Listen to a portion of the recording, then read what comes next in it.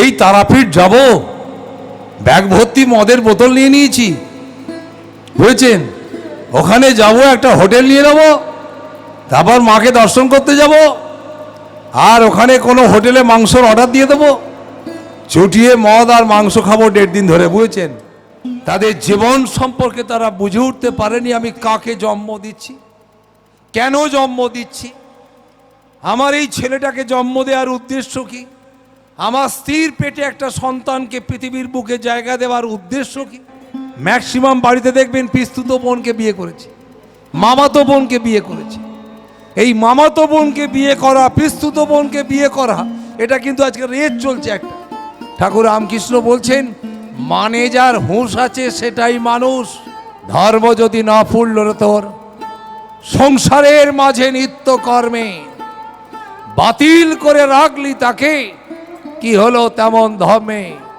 যে কানা চোখে দেখে না সে বলছে বাহ কি সুন্দর নাচলো, আর যে কালা কানে শোনে না বলছে কি সুন্দর গাইলো। মাস্টারমশাই অনুকূলের কানটা মুলে দিলেন, মুলে দিয়ে বলছেন, অনুকূল তুমি এইটুকু বয়সে সিগারেট খেয়েছো?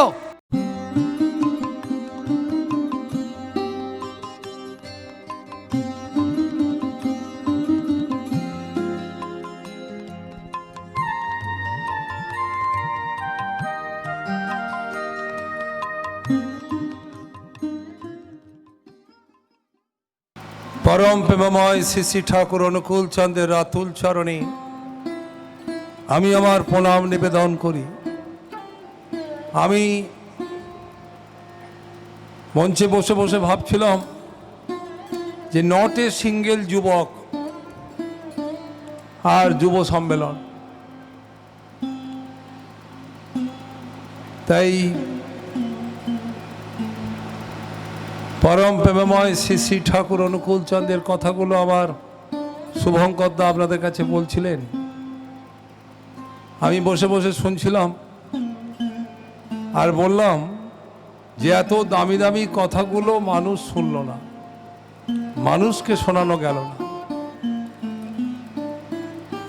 কয়েকজন মানুষ এখানে মায়েরা ছিলেন, একটু শুয়ে টুয়ে ছিলেন, আর এই মাটি শুনলো, মাছগুলো শুনলো, আর আকাশ বাতাস শুনলো। পরম প্রেমময় শ্রী শ্রী ঠাকুর অনুকূল চন্দ্র তার যে আন্দোলন ভক্ত যুব সম্মেলন, এই ভক্ত যুব সম্মেলন এটা অত আমার মনে হয়েছে খুব সস্তার বিষয় নয়, এটা অত্যন্ত একটা গুরুত্বপূর্ণ বিষয়।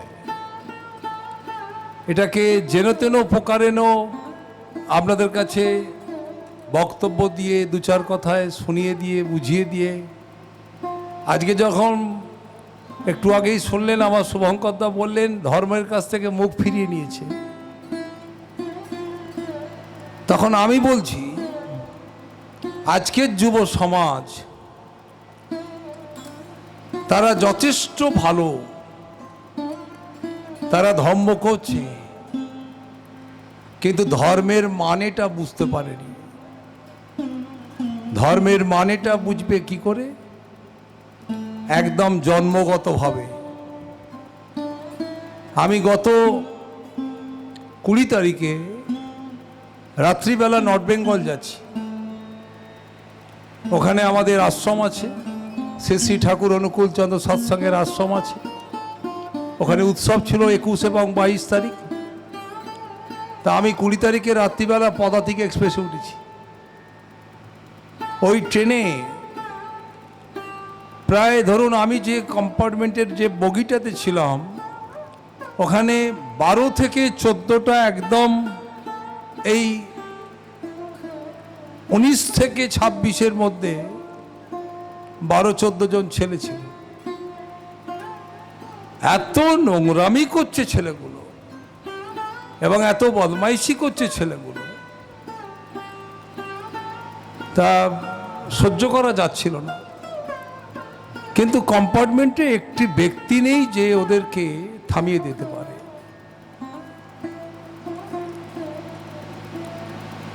তা আমি জিজ্ঞেস করলাম কোথায় যাবে, ওরই মধ্যে একটা ছেলেকে জিজ্ঞেস করলাম কোথায় যাবে, না তারাপীঠ যাব। কি করতে যাবে? মাকে পুজো দিতে যাব। তা মাকে যে পুজো দিতে যাবে, পুজো কথাটার মানে জানো? ওকে জিজ্ঞেস করছে। তা বলছে কি বলছেন যে কাকু, এই তারাপীঠ যাব, ব্যাগ ভর্তি মদের বোতল নিয়ে নিয়েছি, বুঝেছেন, ওখানে যাব, একটা হোটেল নিয়ে নেবো, তারপর মাকে দর্শন করতে যাব, আর ওখানে কোনো হোটেলে মাংসর অর্ডার দিয়ে দেবো, চুটিয়ে মদ আর মাংস খাবো 1.5 দিন ধরে, বুঝেছেন।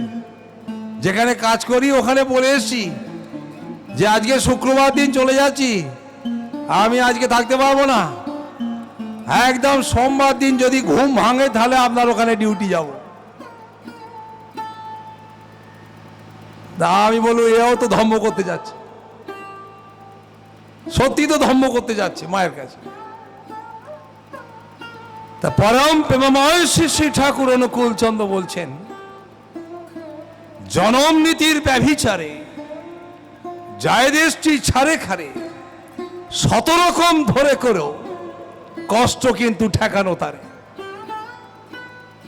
তাই জনম নীতির ব্যভিচার যেখানে ঢুকে গেছে, সেখানে আর যুব বলে কোনো বিষয় নেই। মায়ের পেটটাই অপরিষ্কার হয়ে গিয়েছে, বাবার বিষটাই অপরিষ্কার হয়ে গিয়েছে।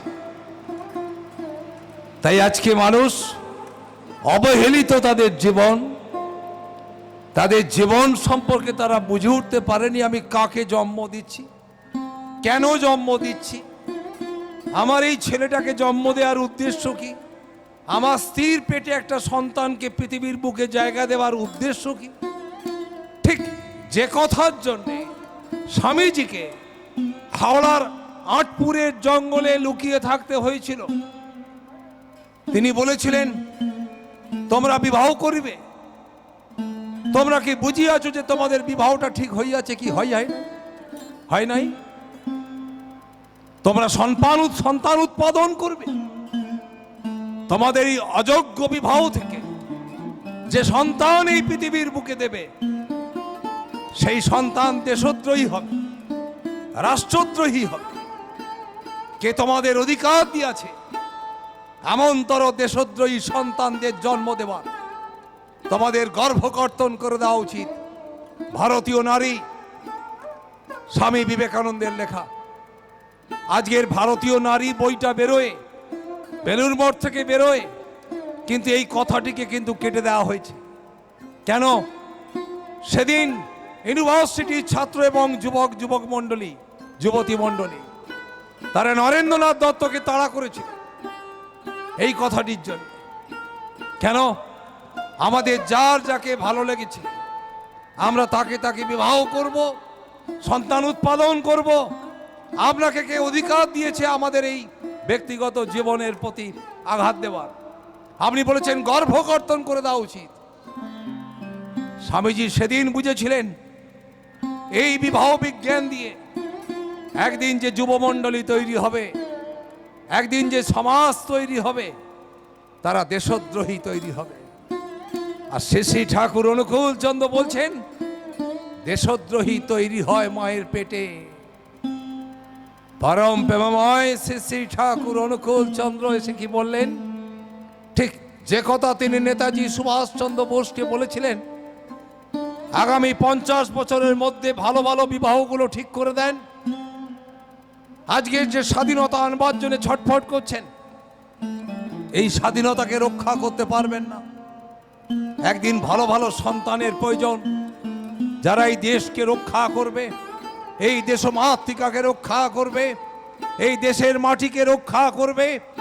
শ্রী ঠাকুর অনুকূল চন্দ্র তার ভাষা দিয়ে বলছেন, আর্য স্তন্যদায়িনী পবিত্র ভিখারিণী ভাতা ভারতবর্ষকে রক্ষা করবে। এই ভিখারিণী ভাতা ভারতবর্ষ কি চাইছে? একটা ভালো সন্তান। আর এই ভালো সন্তান যেদিন এই পৃথিবীর বুকে আসবে, সেদিন সারা পৃথিবী রক্ষা পাবে। তাই পরম প্রেমময় শ্রী ঠাকুর অনুকূল চন্দ্র তিনি আক্ষেপ করে বলেছিলেন, যে গতিক দেখে মনে হয় মানুষের মনুষ্যত্বের মূল বুনিয়াদ অবলুপ্ত হয়ে যাওয়া, কিন্তু এমন কিছু আর বাকি নেই। ওই জন্য দেখবেন আজকে পাড়ায় পাড়ায় ঘুরে দেখবেন, ম্যাক্সিমাম বাড়িতে দেখবেন পিস্তুত বোনকে বিয়ে করেছে, মামাতো বোনকে বিয়ে করেছে। এই মামাতো বোনকে বিয়ে করা, পিস্তুত বোনকে বিয়ে করা, এটা কিন্তু আজকে রেট চলছে একটা। কেউ কারু সম্পর্কে বুঝে উঠতে পারেনি। কেন? যারা এই আচরণ আমরা যারা করি, আমরা সব কামার্ত সন্তানের মধ্যে পড়ি। তাই আমার জ্ঞান বিজ্ঞান কাণ্ডজ্ঞান সমস্ত রহিত হয়ে গেছে। আর এই সমস্ত সমাজটাকে, পচে যাওয়া সমাজটাকে রক্ষা করবার জন্যেই পরম প্রেমময় শ্রী শ্রী ঠাকুর অনুকূল চন্দ্রের আবির্ভাব। আজকে এইরকম একটা উৎসব করে এই প্যামরায় ভক্ত যুব সম্মেলন আয়োজন করেছেন এখানকার গুরু ভাইরা, কর্মীবৃন্দ। আজকে সারা পৃথিবীতে চলে যান, আর যুব সম্মেলন নেই। যুব সম্মেলনে যে আলোচনাগুলো হয় সেগুলো শুনলে আপনার এবং আমার খুব একটা ভালো লাগবে না। কেন? শ্রী শ্রী ঠাকুর অনুকূল চন্দ্র বলছেন মানুষ চাই। এই দেশটা মাটি দিয়ে গড়া নয়, এই দেশটা মানুষ দিয়ে গড়া। আর এই মানুষ দিয়ে গড়া যে দেশ, মানুষই তো নেই। ঠাকুর রামকৃষ্ণ যে গালাগালি দিলেন, সে গালাগালি আজকে সারা বিশ্ববাসী শুনছে, কিন্তু একবার নিজের দিকে আঙুল তাকিয়ে দেখেনি, আঙুল দিয়ে দেখেনি। ঠাকুর রামকৃষ্ণ বলছেন মানে যার হুঁশ আছে সেটাই মানুষ। বলি কিছু রক্ত মাংসের বেটা ছেলে আর মেয়ে ছেলে ঘুরে বেড়াচ্ছে গো, মানুষ কই? মানে হুঁশ নেই।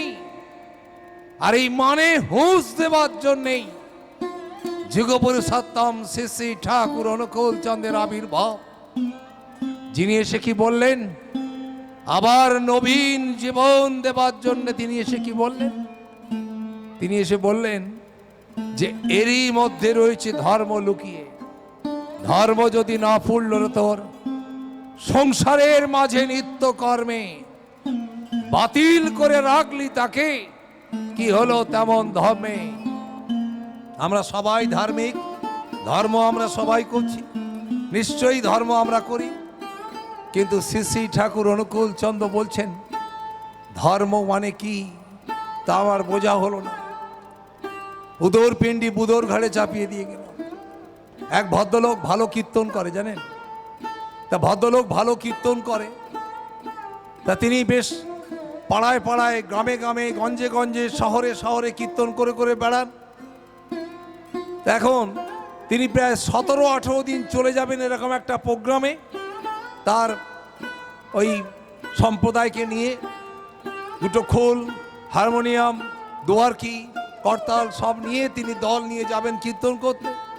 তা তার বউ বলছে, ওগো তুমি তো এই 17-18 দিন থাকবে না, তা তুমি এক কাজ করবে, আমাকে একটা বেনারসি কিনে দেবে। অনেক দিন আমি ভালো শাড়ি টাড়ি পরিনি, বুঝেছো? তা তুমি আমাকে একটা ভালো শাড়ি পরিয়ে দিতে পারো বেনারসি? তা বলছে হ্যাঁ চলো, আমি তো কালকে চলে যাব সকালবেলা, আজকে সন্ধেবেলা হাট থেকে তোমাকে একটা বেনারসি কিনে দেবো। তা হাট থেকে বউকে একটা বেনারসি কিনে দিয়েছে। তা পরের দিন কর্তাবাবু চলে যাবে, বাইরে চলে যাবেন গান করতে, কীর্তন করতে।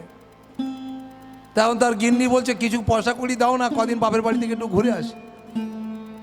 তা বলছে ঠিক আছে, আমি তো অমুক তারিখে ফিরবো, তুমি তার আগে 2-4 দিন ঘুরে এসো, নাহলে ঘরটা ফাঁকা থাকবে।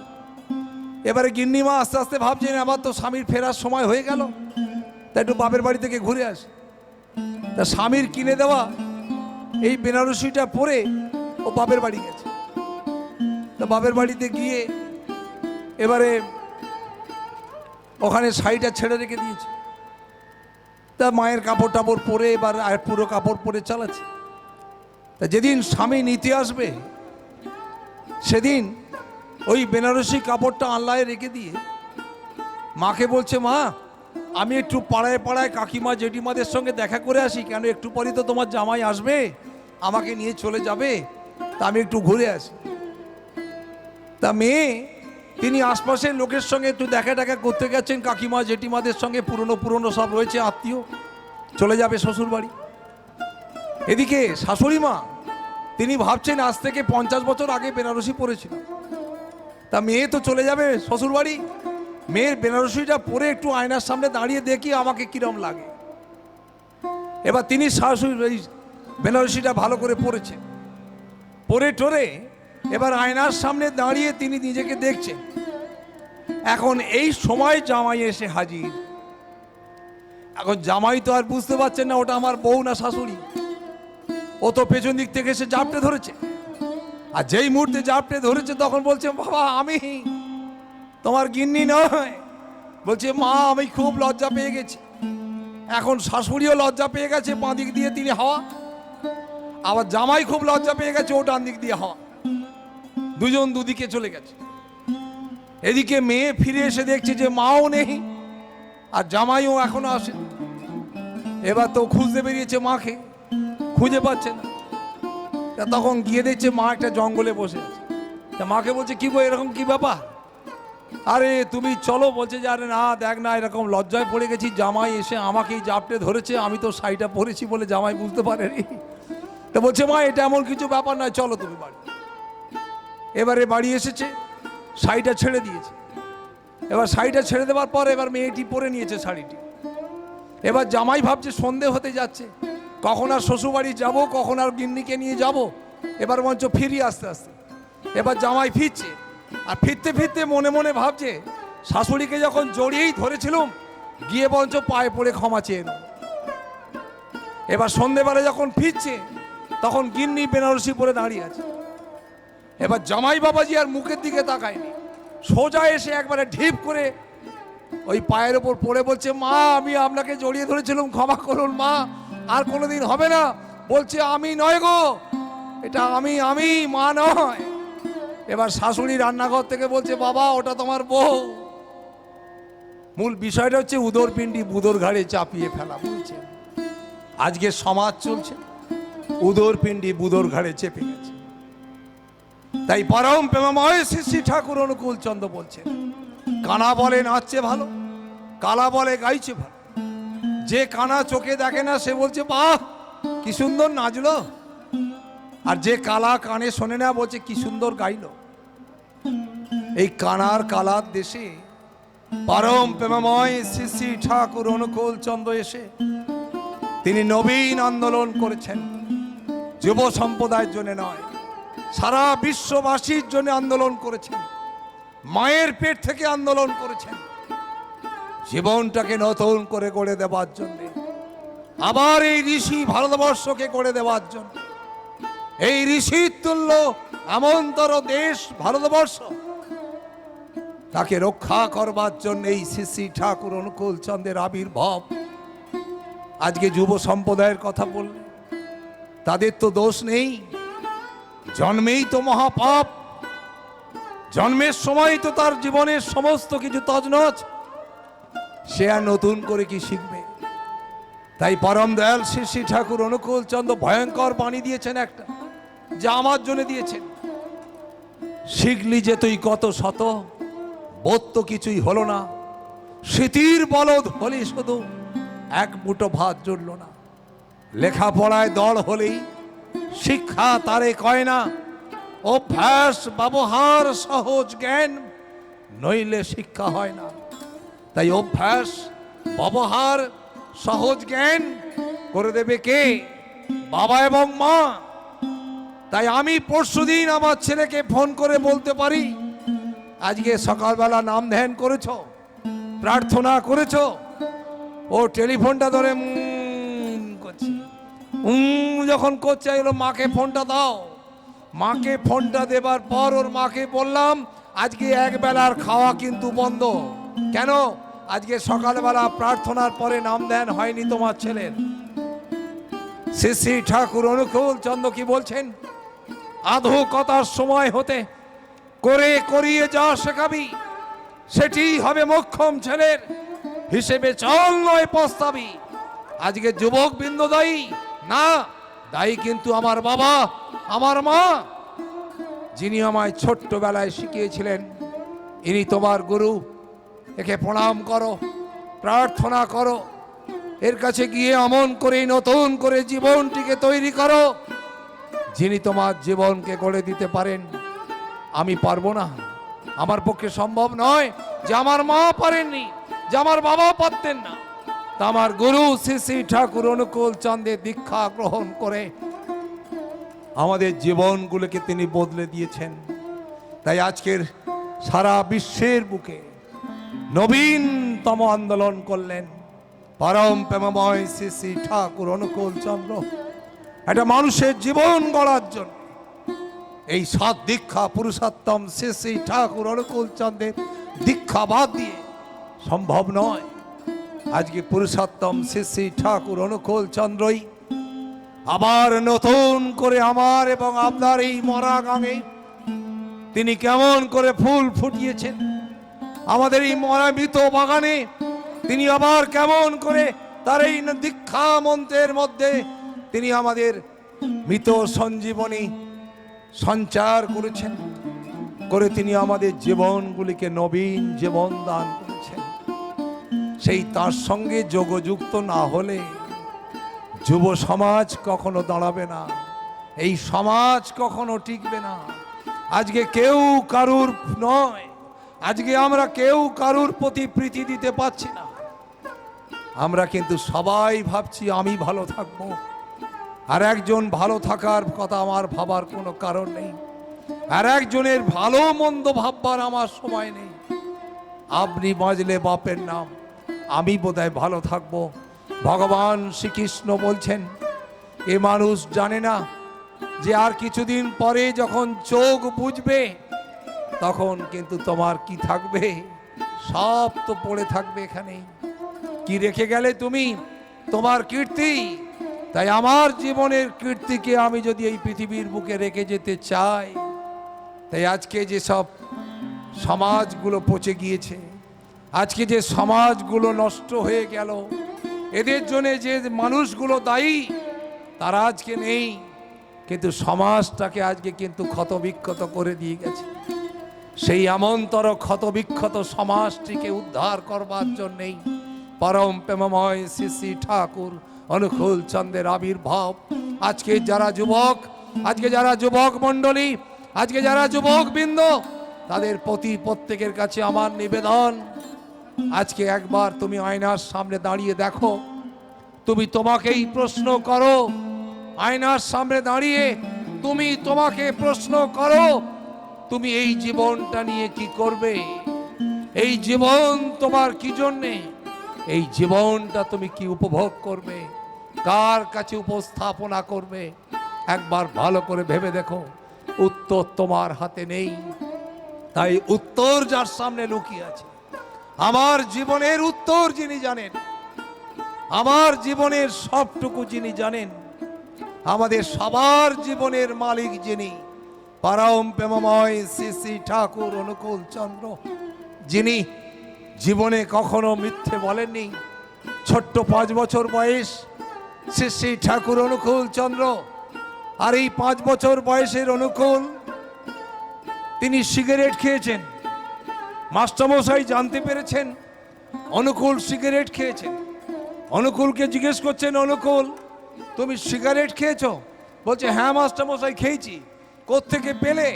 আমার এক বন্ধু তার বাবা সিগারেট নিয়ে এসছে, ও বাবার থেকে একটা সিগারেট নিয়ে এসে আমাকে বলল অনুকূল খাবি? মাস্টারমশাই ও একটা টান দিয়েছে, আমিও 2টো টান দিয়েছি। যিনি কখনো মিথ্যে বলেননি, কখনো মিথ্যে বলবার জন্য জন্মাননি, কখনোই মিথ্যেকে আশ্রয় করবার জন্য জন্মাননি। মিথ্যেকে কেমন করে সত্য করতে হয়, পুরুষোত্তম শ্রী শ্রী ঠাকুর অনুকূল চন্দ্র তিনি তার বয়োজ্যেষ্ঠ মাস্টারমশাইকে বলছেন, মাস্টারমশাই মাত্র 2টো টান দিয়েছিলাম, কিন্তু প্রচণ্ড কাশি এসছিল, সেজন্য সিগারেটটা নিভিয়ে দিয়েছিলাম। নিভিয়ে দিয়ে কোথায় ফেললি? ফেলে দিইনি, কালকে আবার একবার খাবো বলে ঠিক করেছি মাস্টারমশাই, এজন্য খড়ের বাগানে লুকিয়ে রেখেছি, খড়ের গাদায়। মাস্টারমশাই অনুকূলের কানটা মুলে দিলেন, মুলে দিয়ে বলছেন অনুকূল তুমি এইটুকু বয়সে সিগারেট খেয়েছো? বলছেন হ্যাঁ মাস্টারমশাই অপরাধ করেছি, সিগারেট খেয়েছি। সিগারেট খাওয়াটা ঠিক হয়নি। বলছে খড়ের গাদায় কোথায় লুকিয়ে রেখেছিস, চল আমাকে দেখাবি চল। কানটা মুলে দিয়েছেন, কান মুলে দিয়ে হাতে লম্ফ নিয়ে রাত্রিবেলা মাস্টারমশাই খুঁজতে যাচ্ছেন খড়ের গাদায় সিগারেট রেখেছে অনুকূল চন্দ্র। তিনি যখন রাস্তা দিয়ে যাচ্ছেন মাঝে মাঝে জোরে একটু করে কানটা মুলে দিয়ে বলছেন, একটা মানে টগর পটকা ছেলে সিগারেট খাবে, আর এই বুড়ো মাস্টারমশাই হাতে লম্ফ নিয়ে ছাত্রের সিগারেট খুঁজতে যাচ্ছে, বলে আরেকটু জোরে কান মুললেন। যখন এই কান মুলতে মুলতে যাচ্ছেন আর হাতে লম্ফ, হঠাৎ করে দমকা হয় সে লম্ফটা নিভে গেছে। যেই মুহূর্তে লম্ফটি নিভে গেছে মাস্টারমশাই আরেকটু বেশি করে কানে মোচড় দিয়ে বলছে, অনুকূল এখন লম্ফটা নিভে গেল, এই অন্ধকারের মধ্যে তো এই খড়ের গাদায় তোমার এই সিগারেট খুঁজবো কেমন করে। পরম প্রেমময় শ্রী শ্রী ঠাকুর অনুকূল চন্দ্র তিনি এই পৃথিবীর বুকে কেন আবির্ভূত হয়েছেন জাগতিক জীবনের মাস্টারমশাইয়ের পক্ষে সম্ভব নয় জানা। তাই যখন ওই অমন করে কানটিকে আরো বেশি করে মুলে দিচ্ছেন, অন্ধকারের মধ্যে খড়ের গাদায় তোমার এই লুকিয়ে রাখার সিগারেট খুঁজে পাওয়া যাবে। শ্রী শ্রী ঠাকুর অনুকূল চন্দ্র মাস্টারমশাইয়ের যে হাতে লম্ফ, সেই হাতের কবজিটা ধরেছেন শ্রী শ্রী ঠাকুর। আর যেই মুহূর্তে ধরেছেন দপ করে লম্ফটি জ্বলে উঠেছে। যেই মুহূর্তে লম্ফটি জ্বলে উঠেছে মাস্টারমশাই অনুকূলের কানটা ছেড়ে দিয়ে হাতটি ধরে বলছে, অনুকূল তুই কে? কেন মাস্টারমশাই? নিভে যাওয়া লম্ফকে তুই জ্বালিয়ে দিতে পারিস? শ্রী শ্রী ঠাকুর অনুকূল চন্দ্র তিনি মাস্টারমশাইকে বলছেন, মাস্টারমশাই আমি তো জ্বালিয়ে দিইনি, আমি আপনার হাতের কবজিটা ধরেছিলাম, লম্ফটা অমন করে জ্বলে উঠবে তা তো আমি বুঝতে পারিনি। মাস্টারমশাই কানটি ছেড়ে দিলেন, লম্ফটি মাটিতে রাখলেন, তিনি অনুকূলকে বুকে জড়িয়ে বলছেন, বাবা তুই কে? পুরুষোত্তম শ্রী ঠাকুর অনুকূল চন্দ্র তিনি মাস্টারমশাইকে বলেননি, মাস্টারমশাই আমি কিন্তু ভগবান, আমি পুরুষোত্তম, আমি কিন্তু আপনার এই নিভে যাওয়া জীবনকে আমন করে এই প্রদীপ জ্বেলে দিতে পারি। আমি আপনাদের সারা বিশ্বের মানুষের জীবনের নেভা জীবনগুলিকে আবার আলো জ্বলিয়ে দিতে পারি মাস্টারমশাই। একথা তিনি বলেননি, তার এই 81 বছরের রক্ত মাংসের জীবন দিয়ে তিনি আমার এবং আপনার জীবন এবং আগামী হাজার হাজার বছর ধরে তার এই দীক্ষা মন্ত্রের মধ্য দিয়ে আমাদের এই অন্ধকারময় জীবনগুলিকে আবার আলোর জীবনে ফিরিয়ে দেবেন বলেই এই পৃথিবীর বুকে তিনি আবির্ভূত হয়েছেন। তাই পরম প্রেমময় শ্রী শ্রী ঠাকুর অনুকূল চন্দ্রের দীক্ষা প্রত্যেকটা মানুষের জীবনে প্রয়োজন। যে জীবনগুলি আজকে নিভে গিয়েছে, যে জীবনগুলো হতাশা হয়ে গিয়েছে, যে জীবনগুলোর মধ্যে আর কোনো আশা নেই, পরম প্রেমময় শ্রী শ্রী ঠাকুর অনুকূল চন্দ্র তার এই সৎ দীক্ষার মধ্য দিয়ে, এই সৎ নামের মধ্য দিয়ে আবার জীবনগুলিকে নবীন জীবন ফিরিয়ে দেবেন। সেদিন হবে আন্দোলন, সারা বিশ্বের বুকে ভক্ত যুব সম্মেলন। পরম প্রেমময় শ্রী শ্রী ঠাকুর অনুকূল চন্দ্রের দীক্ষা বাদ দিয়ে সম্ভব নয়। সময় অনেকটা হয়ে গিয়েছে, 5:30টায় প্রার্থনা, এখন পুরস্কার বিতরণ। তাই অনেক কথা বলে ফেললাম, গলার অবস্থা খুব ভালো নেই, তবুও বলি আজকের যে বিষয়, লোকে লোকারণ্য, জনমানব শূন্য, একদম লোক নেই। কিন্তু আমার গুরু বলছেন মাটি শুনবে, আকাশ শুনবে, বাতাস শুনবে, এই ইট কাঠ পাথর শুনবে। একদিন এখান থেকেই কিন্তু পরম দয়াল শ্রী শ্রী ঠাকুরের অনুকূল চন্দ্রের আন্দোলন সারা বিশ্বময় কিন্তু ছড়িয়ে পড়বে। এই বিশ্বে আছে যত নগরাদি গ্রাম, একদিন সর্বত্র পূজিত হবে অনুকূল চন্দ্রের নাম। ভালো থাকবেন সবাই। জয় গুরু, বন্দে পুরুষোত্তম।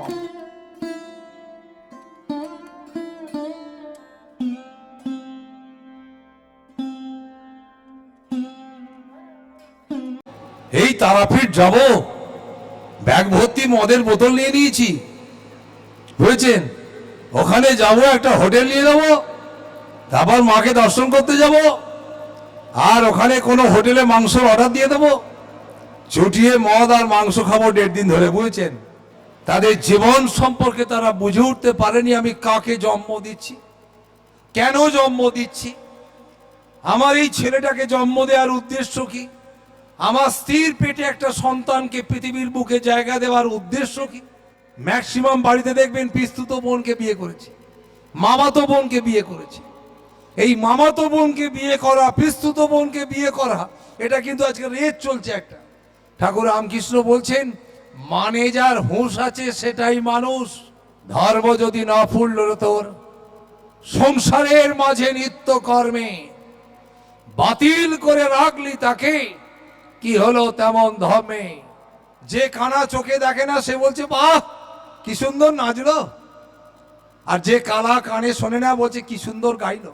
মাস্টারমশাই অনুকূলের কানটা মুলে দিলেন, মুলে দিয়ে বলছেন, অনুকূল তুমি এইটুকু বয়সে সিগারেট খেয়েছো,